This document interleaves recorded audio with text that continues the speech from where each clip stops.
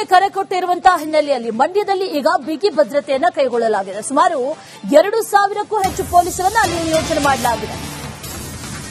ಒಂದಷ್ಟು ಸೂಕ್ಷ್ಮ ಕರೆಗಳಲ್ಲಿ ಅಂದ್ರೆ ಈ ಬಂಧನ ಬಿಸಿ ಎಲ್ಲಿ ಹೆಚ್ಚಾಗಿರಬಹುದು ಅಲ್ಲಿ ಪೊಲೀಸರ ನಿಯೋಜನೆಯನ್ನ ಅತಿ ಹೆಚ್ಚಿನ ಸಂಖ್ಯೆಯಲ್ಲಿ ಮಾಡಲಾಗಿದೆ.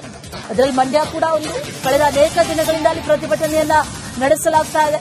ಎಸ್ಪಿ ಶೋಭಾ ರಾಣಿ ನೇತೃತ್ವದಲ್ಲಿ ಭದ್ರತೆಯನ್ನ ಕೈಗೊಳ್ಳಲಾಗಿದೆ. 2 ಎಎಸ್ಪಿಗಳು, 9 ಡಿವೈಎಸ್ಪಿ, 25 ಜನ ಇನ್ಸ್ಪೆಕ್ಟರ್, 52 ಪಿಎಸ್ಐಗಳು, ಹಾಗೆ 95 ಎಎಸ್ಐಗಳು, 800 ಪಿಸಿಗಳು, ಹಾಗೆ 8 ಡಿಎಆರ್ ತಂಡ, 8 ಕೆಎಸ್ಆರ್ಪಿ ತುಕಡಿ, 1 ಆರ್ಎಎಫ್ ತುಕಡಿಯನ್ನ ಈಗ ಸದ್ಯಕ್ಕೆ ಅಲ್ಲಿ ನಿಯೋಜನೆ ಮಾಡಲಾಗಿದೆ. ಯಾವುದೇ ರೀತಿಯ ಅಹಿತಕರ ಘಟನೆಗಳು ನಡೀಬಾರದು ಅನ್ನುವಂತಹ ನಿಟ್ಟಿನಲ್ಲಿ ಎಲ್ಲಾ ರೀತಿಯ ಕಟ್ಟೆಚ್ಚರವನ್ನ ಈಗಾಗಲೇ ವಹಿಸಲಾಗಿದೆ. ಶಾಂತಿಯುತ ಬಂದ್ ಮಾಡಬೇಕು ಅನ್ನುವಂತ ಕರೆಯನ್ನ ಈಗಾಗಲೇ ನೀಡಲಾಗಿರುವುದು. ಯಾವುದೇ ರೀತಿಯ ಫೋರ್ಸಿಬ್ಲಿ ಅಂದ್ರೆ ಬಲವಂತದ ನಿಟ್ಟಿನಲ್ಲಿ ಬಲವಂತ ಮಾಡಿ ಅಂಗಡಿ ಮುಂಗಟ್ಟುಗಳನ್ನ ಬಂದ್ ಮಾಡಿಸೋದಾಗಿರ್ಬೋದು, ಬಸ್ ಅನ್ನ ತಡೆಯೋದಾಗಿರ್ಬೋದು ಬೇಡ ಅನ್ನುವಂತ